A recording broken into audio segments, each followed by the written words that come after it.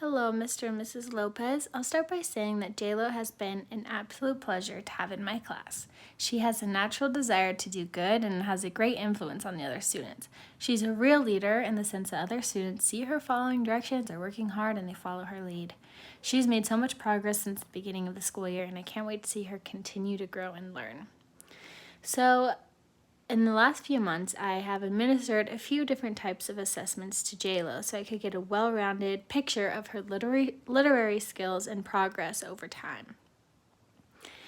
I administered what's called the Burke Reading Inventory, which is a series of open-ended questions about reading that I asked to JLo. This asks questions such as, do you think you're a good reader? What do good readers do when they come across something they don't understand? And who taught you to read, among other questions. These questions help me to get a good idea of her thinking process and her beliefs regarding reading. I administered 3 assessments called running records, where I had JLo read a short passage and I analyzed the errors she made while reading aloud to see what kind of errors she was commonly making. This assessment helps me see areas of strength and weakness so I can help her better. Along with these running records, I assessed her comprehension skills by testing her ability to retell a story.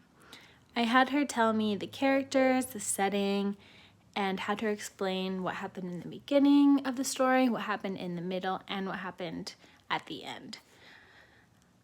Along with that, I assessed her writing ability. I first started by collecting 3 different writing samples from JLo. I used these samples to analyze different aspects of her writing, such as language level, message quality, and directional principles. I also had JLo do a sentence dictation task where I read a sentence and she wrote it down. Pretty simple. This helps me see how well she can listen and write, and is an additional way to assess her writing skills. For spelling, I administered what's called the Primary Spelling Inventory, or we call it the PSI. It's a list of curated words that help me to analyze different aspects of spelling skills, such as consonants, blends, long vowel sounds, etc., to see where I would need to provide more instruction and where she's really getting the concepts. Lastly, I assessed her knowledge of high-frequency words, which is the term we use for words that we come across often in stories and books that we read, but they might have an irregular phonics pattern, so they're just harder to decode using patterns and rules. So we have them memorize them. Along with these assessments, I, of course, used informal assessment strategies just by watching her and paying attention to her work in class, as I always do.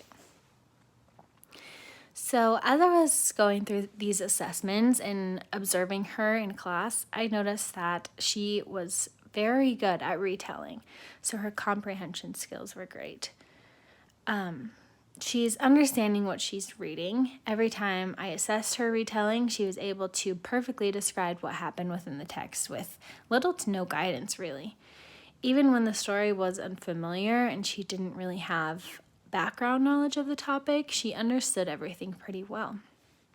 I usually have to provide students with a little bit more guidance, but I expected to do this with JLo, and after I asked the question, what happened first, she would answer that question, but then without my prompting, she continued to say things like, then so-and-so happened, and at the end, blank happened. So I was really impressed with her retelling ability.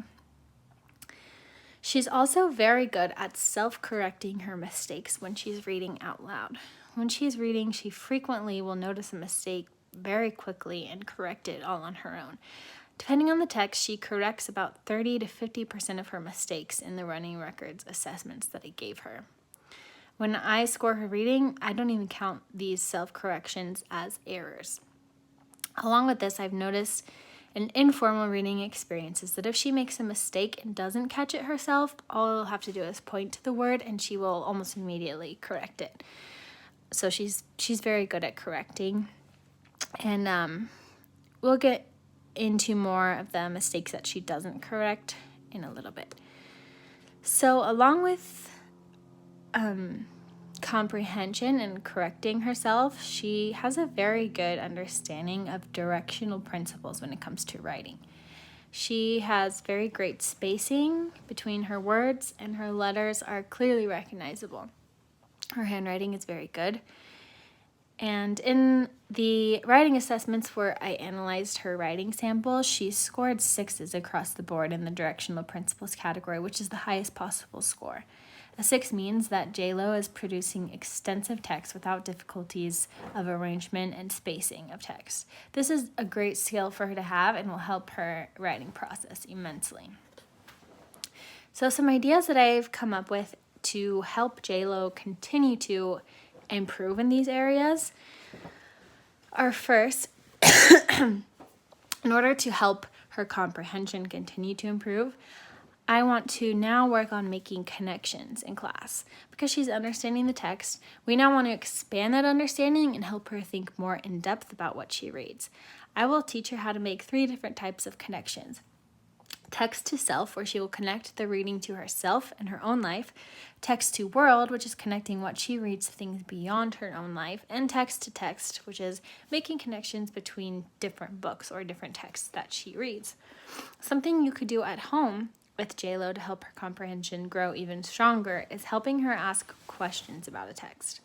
Anytime she reads a book or you read something together, ask her what questions you have about what you read, and then try to answer those questions together. Questioning is a very important skill for fluent readers to have. In order to help JLo continue to improve on her self-correction, I will work with her in class by pausing her reading to point out errors that she didn't self-correct. I won't tell her what her mistake was, but let her determine that for herself and then correct the error that she made. At home, you could help JLo by having her record herself reading in a video or voice memo, and afterwards have her listen or watch it and follow along with the text so she can maybe catch errors that she didn't for the first time. Often it helps kids to hear themselves reading. With practice, she will continue to self-correct more and more. To help her improve her writing, I will give her ample time just to practice free writing in class. Writing in a journal-like way about things she's interested in will help her solidify her writing skills like spacing and arrangement. At home, I thought you could help her write on unlined paper. Without the lines, it is typically more difficult to keep proper spacing and arrangement, but it'll be good practice.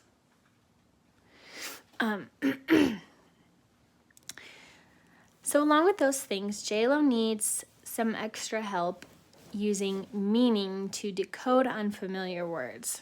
So what this means is when I conducted the running records assessments, I noticed through my analyzations that she was using visual cues to decode, which means she would often see the first letter and just make a guess of what the word was without decoding the entire word. So I would like her to start using meaning, which means she will use a story and sentence clues in the sentence as clues to determine what the word could mean in a way that would make sense with the story. She tends to try to go pretty fast, and so she guesses on a lot of words without taking the time to work them out. So if she gets in the habit of using meaning, she won't have to guess as much. So in order to provide extra assistance in class, I will listen closely to her reading out loud when she comes across an unfamiliar word and guide her into focusing on clues around the word in the story and sentence.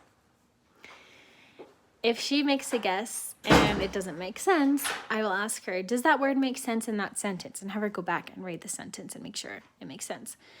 Then I would ask, what word might make more sense instead, and let her think through it and work on the skill of decoding using meaning. At home, you could help her by providing background knowledge. Oftentimes when children have a hard time decoding a word, it's because they don't have a lot of background knowledge on the topic. So before reading together, you could give a quick overview of the story and clarify any new ideas or topics. If she's thinking about new things before she reads the story, she'll be more likely to make meaning to decode the unfamiliar words. Another area where JLo could use some extra assistance is she tends to be pretty inconsistent with her capitalization and punctuating in her writing, which is really common at this age. Although her spacing and handwriting are very good, she needs help with remembering to capitalize at the beginning of each sentence and using end marks at the end. I noticed this in both her writing samples and the sentence dictation task that I administered to her. When analyzing her writing samples, her scores with punctuation and capitalization were inconsistent between a 4 and a 5 out of 6. To help her succeed, I will provide a weekly practice assignment where JLo will read a passage and isolate individual sentences and mark the capital letters and the end marks in the passage. This will help her think about these things so they will come more naturally in her writing. At home, she would benefit greatly simply from extra practice writing with reminders beforehand to capitalize and punctuate. Check her writing and point out her successes when she does it right, as well as gently reminding her to fix it if she doesn't. All in all, JLo is really thriving in my classroom. She learns more every day, and the progress she has made in my time with her is so encouraging to see. I see great things in her future and have no doubt she will continue to learn and progress if we work together as teacher and parents. Thank you for taking the time to meet with me, and thank you for trusting me with your child.